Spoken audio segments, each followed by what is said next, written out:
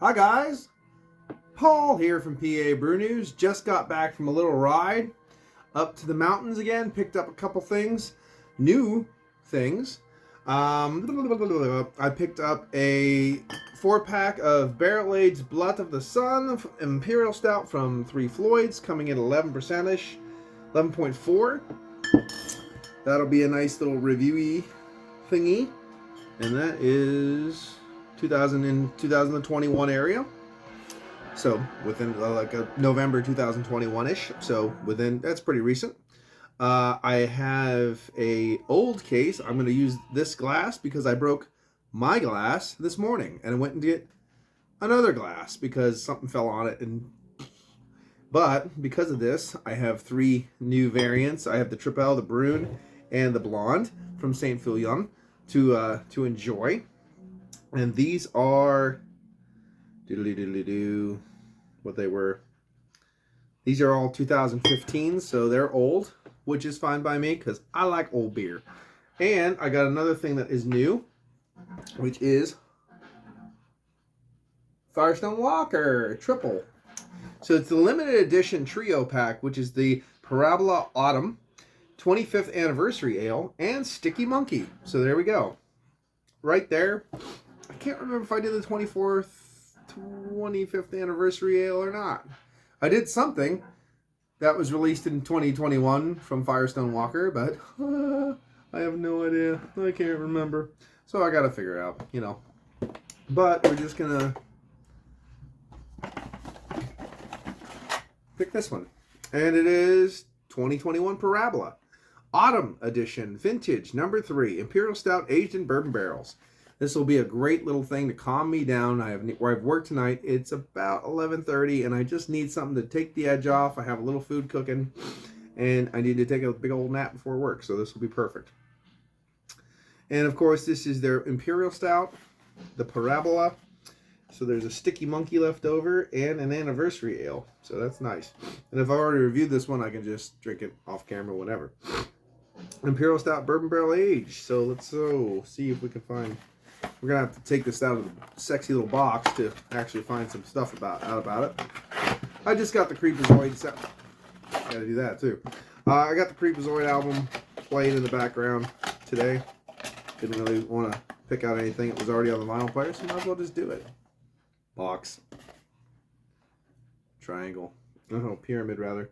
Okay, 2021 Parabola Autumn Edition Vintage. 14% alcohol by volume, so very sessionable. Real in that nice session strength area. I think it's a little bright. Let me just...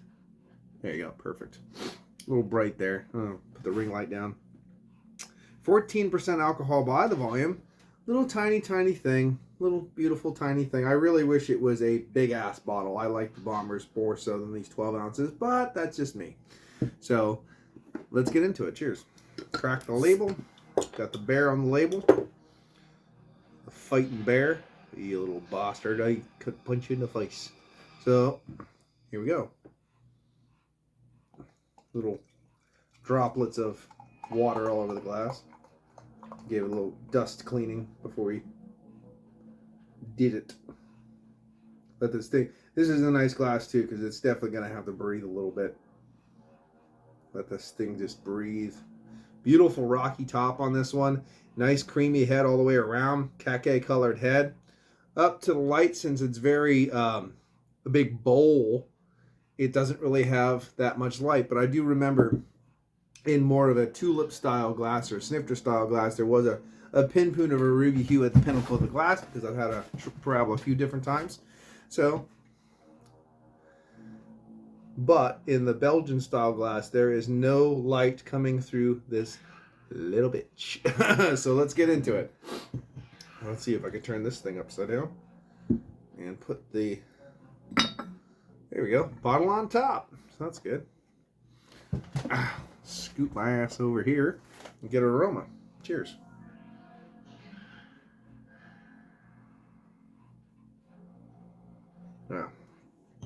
Beautiful caramel, walnut husk, almost a bit of just like very nutty herbal coffee. walnut husk, caramel, baker's chocolate, and that, I mean, it's all that caramel that was coming from that nice, big, peppery bourbon as well.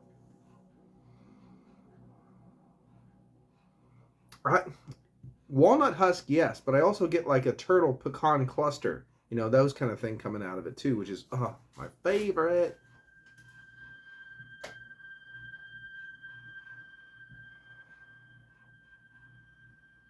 Beautiful sweet smell off this one. I don't know if the autumn edition has anything kind of like a maple syrup or anything in there, but I guess I should read the box, but I really don't want to until I'm done. But I tell you what, it's like pecan caramels, beautiful baker's chocolate, those kind of tonalities. It's pretty damn good. Smelling anyway, top notch. So let's get into the taste of it. Cheers.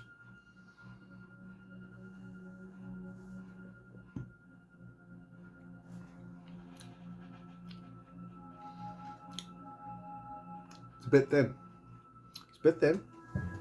It's in that high medium side of a medium body, the high side of a medium body. It's in that kind of area. Soft bit of carbonation, very subtle, smooth carbonation. Oiliness wafting around the palate, so it's sticking around a little bit, lingering a little bit with a nice oiliness. But I would definitely say it's on that medium side, a full side of a medium. Maybe just trying to reach the little short, can't get that top shelf of that full body.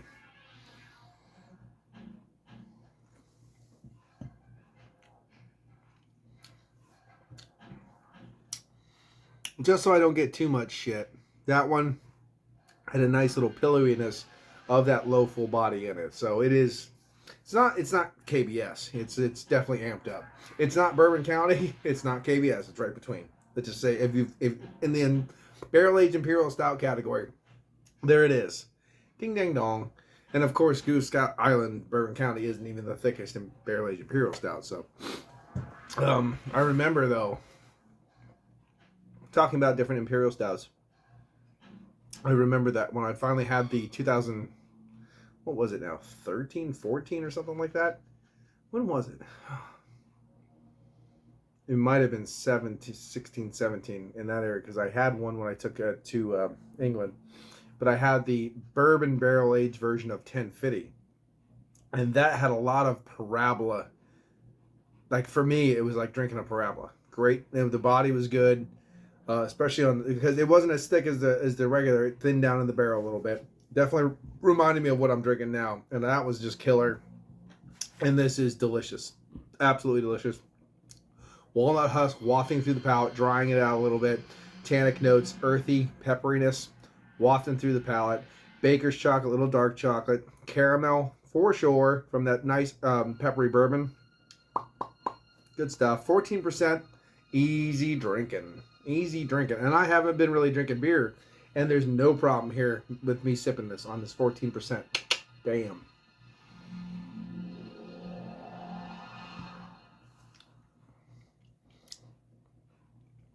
Yep, it's nice. Nice lacing, clinging along the glass here. I'm cooking my meat right now. I'm probably overcooking. I'm gonna get up real quick. Don't worry, I have pants on. I'm just gonna turn off the heat. Just making sauteed mushrooms with a nice cut of steak. Take it off.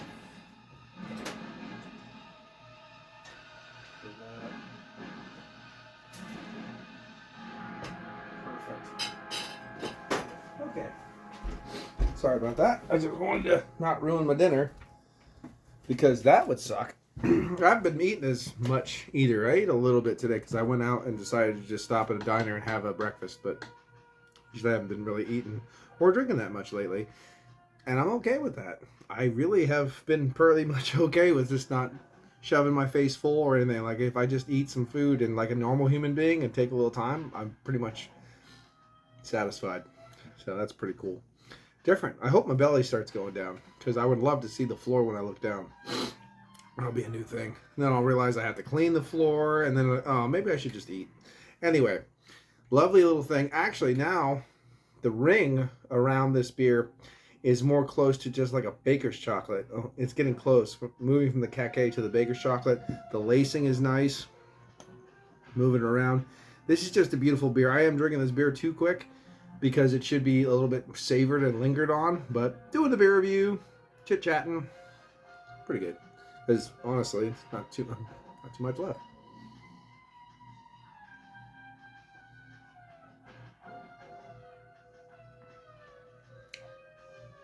Nice. It's not blowing my doors off. Not the most bombastic, dynamic thing I've ever had in the world, but it is nice. There's a lot of different burnt sugars, sweet caramels, brown bread. They're kind of mixing together as almost like a English toffee pudding kind of dynamics without being, of course, just the nuances of them. We're not talking about some crazy adjunct, but there's a lot of different things going on, little complex sweetnesses, burnt qualities that I really enjoy. Not just big roasty, toasty imperial stout with bourbon. You know what I mean? Like there's a little bit this, a little bit that. A lot of nuttiness going on, pecans, and like I said, smoked pecan, kind of that turtles thing. The walnut husk is wafting through the palate. It has a lot of nice, subtle nuances. This is a definitely easy drinking beer. I would consider this very approachable, very easy drinking for a huge bourbon barrel aged beer. It's not a char bomb. It's not abrasive. It's a really well-made beer that's going to get a 9 out of 10 all day long. Usually throw them in the 9.5, 9.9, 9.5. I've never had one, I don't think, that's ever gone below that. The style, quality is consistent. It's more just like your anticipation and overjoyedness that probably would pop that for the 9.5 for me. But overall, just having it, it's just glorious. It's a glorious little beer. 9 every single day. I am kind of curious to see what this kind of is going to bring to the table as far as beast mode goes. But even though it's a lower ABV.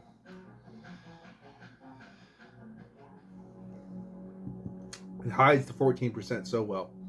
Absolutely beautiful. That's really fun. That's a real fun beer. It's got so many words and they're so tiny. Let's see. All of our beers in our vintage series, Parabola is our most notorious. It has always been the beast of a beer. Intense flavors of black cherry. See, I'm not getting black cherry so much out of this one. The dark fruits for me didn't really come to the table. Not as much as I would like, for sure. Because when I'm doing it, I'm pulling the baker's chocolate, pulling this. I don't really get a lot of dark fruits out of this one, and I don't know why. So anyway, dark chocolate, roast coffee. See, all that, dark chocolate, roast coffee, the nuttiness, the beautiful caramel, all the different little things coming on there, the burnt sugars. Yet each release also bears its own unique subtle imprint, including this special autumn edition. In keeping with Parabola, this limited seasonal offering was aged for 1 year in straight-up bourbon barrels. Doesn't tell you who, I don't think. From one of the nation's finest spirit producers. Welcome to the latest chapter in the legend of Parabola. This beer was produced exclusively for the blending of our 2021 anniversary, making the 25th anniversary of Firestone Walker. Enjoy this beer at blah, blah, blah, blah. It really didn't tell me a fucking thing about the beer. Cool.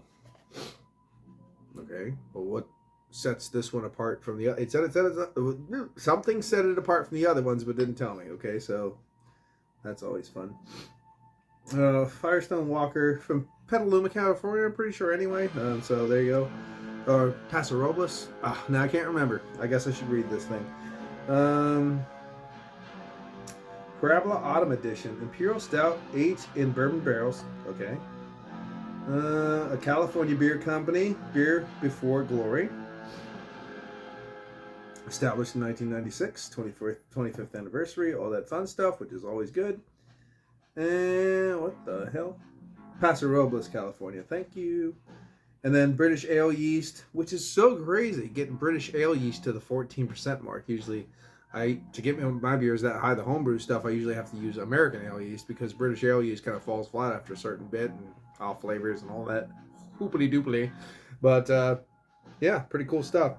Original OG 34 Plato, Final OG is 10.5. IBU is a 55. It really doesn't seem that abrasive in the IBU units. Obviously, there is char. Those are the little, probably little English hops probably used there. I think there. I don't know if there's a very secretive society of Parabola makers that don't want to tell you what's in it or how it's made. So, pretty good though. Pretty good. I can't complain. The lion and the bear. And I think one guy's last name was Firestone or something like that, and the other guy's last name was Walker. I don't fucking remember. McKellar kind of deal.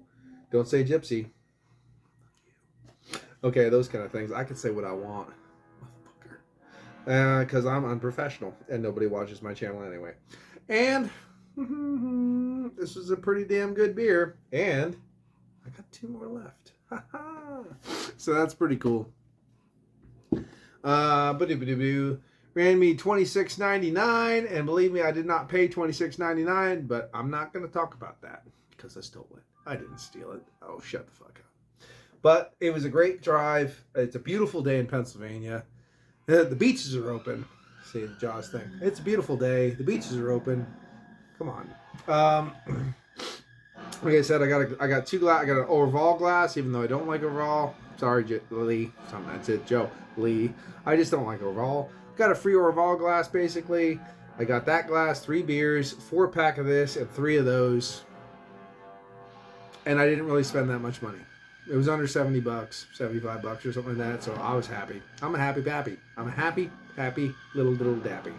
So I got food on the oven, and I got beer in my glass. Finished that with that. Call it a day. 9 out of 10 for me for the 2021 Parabola Autumn Edition.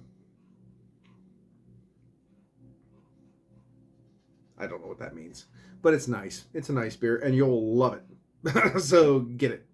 If you see it, get it. So this has been PABrewNews. Cheers. Thought I could make it to 21 minutes, but I didn't. Bye-bye. Watch that finger. Cheers. Woo-woo.